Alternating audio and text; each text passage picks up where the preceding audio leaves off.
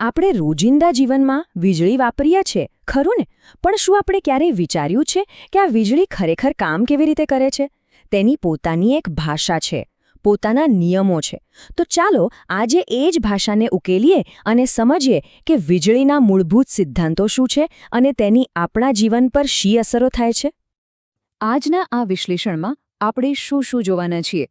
સૌથી પહેલા વીજળીના મૂળભૂત ઘટકોને ઓળખીશું, પછી સમજીશું કે પરિપથ કેવી રીતે બને છે, અને પછી એની બે મુખ્ય અસરો ગરમી અને ચુંબકત્વ, અને તે કેવી રીતે કામ કરે છે તે પણ જોઈશું. તો શરૂઆત કરીએ એકદમ પાયાથી. જો કોઈપણ ભાષા શીખવા માટે એના મૂળાક્ષરો શીખવા પડે, બરાબર? બસ એ જ રીતે વીજળીને સમજવા માટે પહેલાં એના મુખ્ય ઘટકો અને એની સંજ્ઞાઓને સમજવી પડશે. કોઈપણ ઇલેક્ટ્રિક સર્કિટનો નકશો સમજવા માટે આ 4 સંજ્ઞાઓ બહુ જ જરૂરી છે. પહેલું છે વિદ્યુત કોષ, જે પાવર આપે છે. બીજું છે બલ્બ, જે વીજળીનું કામ બતાવે છે. ત્રીજું છે સ્વિચ, જે પ્રવાહને ચાલુ બંધ કરે છે. અને છેલ્લે બેટરી, જે ઘણા બધા કોષો ભેગા મળીને વધુ શક્તિ આપે છે. આ જ વીજળીના ABCD છે. ચાલો આને જરા વધુ સરળ રીતે સમજીએ. વિદ્યુત કોષ એ પાવરનું સ્ત્રોત છે. બલ્બ એ પરિણામ છે જેનાથી આપણને ખબર પડે કે વીજળી વહે છે. સ્વિચ એ આપણું નિયંત્રણ છે, અને બેટરી એટલે વધુ પાવર જોઈતો હોય ત્યારે કોષોનું એક જૂથ. બસ આટલું જ છે. ટીવીના રિમોટમાં સેલ લાગતી વખતે ક્યારે ધ્યાન આપ્યું છે?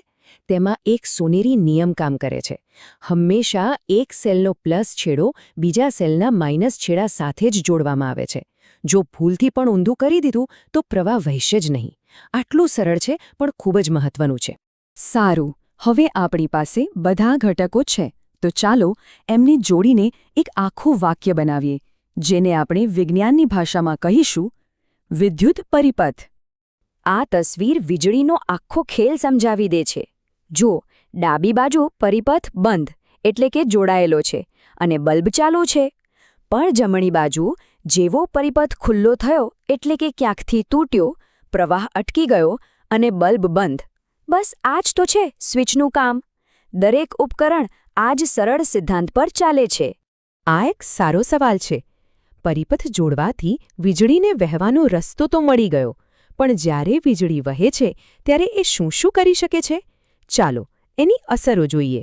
તો વીજળીની સૌથી પહેલી અને સૌથી જાણીતી અસર છે ગરમી. હા, જ્યારે પણ કોઈ તારમાંથી વીજળી પસાર થાય ત્યારે ગરમ થાય છે. ક્યારેય વિચાર્યું છે કે જૂના જમાનાના બલ્બ કેવી રીતે પ્રકાશ આપતા હતા, કે પછી ઇલેક્ટ્રિક હીટર કેવી રીતે ગરમ થાય છે? આ બધો કમાલ વિદ્યુત પ્રવાહની ઉષ્મીય અસરનો છે. જ્યારે વીજળી એક પાતળા તારમાંથી પસાર થાય છે ત્યારે એ તાર એટલો બધો ગરમ થઈ જાય છે કે લાલચોળ થઈને પ્રકાશવા લાગે છે. જો કે આ ગરમી ક્યારેક ઊર્જાનો બગાડ પણ છે. એટલે જ તો હવે આપણે LED બલ્બ વાપરીએ છીએ.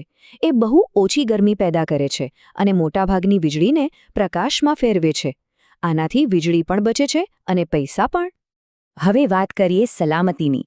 આપણા ઘરોમાં ફ્યુઝ નામનું એક નાનકડું ઉપકરણ હોય છે. એ આપણા ઘરનો રક્ષક છે. એ ઘરોને વીજળીની વધુ પડતી ગરમી અને આગના જોખમથી બચાવે છે. તો ફ્યુઝ ક્યારે ઉડી જાય? સામાન્ય રીતે 2 કારણો હોય છે. શોર્ટ સર્કિટ, જેમાં ભૂલથી 2 તાર એકબીજાને અડી જાય, અને ઓવરલોડિંગ, એટલે કે એક જ પ્લગમાં વધુ પડતા ઉપકરણો લગાવી દેવા. બંને કિસ્સામાં પ્રવાહ અચાનક વધી જાય છે. ત્યારે ફ્યુઝ પોતાનું બલિદાન આપીને પીગળી જાય છે અને સર્કિટને તોડી નાખે છે, જેથી મોટી દુર્ઘટના ટળી જાય. પણ વીજળીની વાર્તા અહીં પૂરી નથી થતી. એ માત્ર ગરમી જ નથી પેદા કરતી. તેની એક બીજી અસર પણ છે, એકદમ જાદુઈ, જેની શોધ પણ અકસ્માતે જ થઈ હતી. આ એક વાક્ય યાદ રાખવા જેવું છે. વિદ્યુત પ્રવાહ વહન કરતો તાર ચુંબકની જેમ વર્તે છે.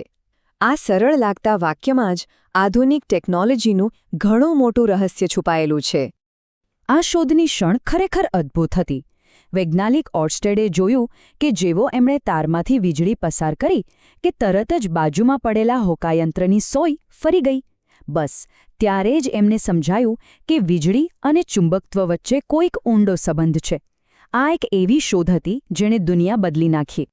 આ શોધનો ઉપયોગ કરીને આપણે એક ખાસ પ્રકારનું ચુંબક બનાવી શકીએ છીએ જેને વિદ્યુત ચુંબક કહેવાય છે. એની ખાસિયત એ છે કે એને સ્વિચની જેમ ચાલુ કે બંધ કરી શકાય.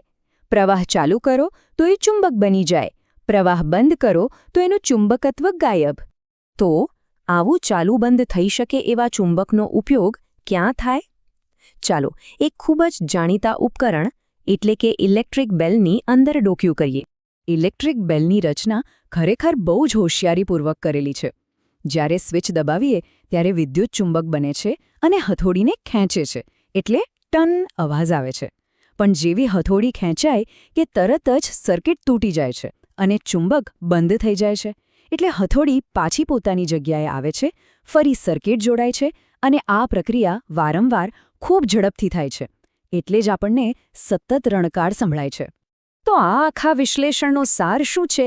એ જ કે એક સાદા બંધ પરિપથમાંથી વીજળીની બે એવી શક્તિશાળી અસરો જન્મે છે જેના પર આપણી આધુનિક દુનિયાનો મોટો આધાર છે. આ ચિત્ર આપણી આખી વાતને એકદમ સ્પષ્ટ કરી દે છે.